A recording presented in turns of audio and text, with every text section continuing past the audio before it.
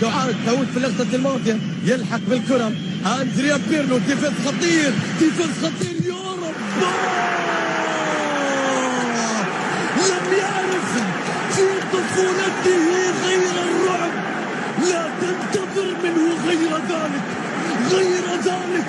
هو المرعب بهدف مرعب لفريق مرعب، لفريق يقدم كل شيء في الكالتشو الإيطالي. ديفيز يرعب المدافعين والحراس، يخترق الشباك، يكسر العارضة، يحتفل بقميص اليوفنتوس.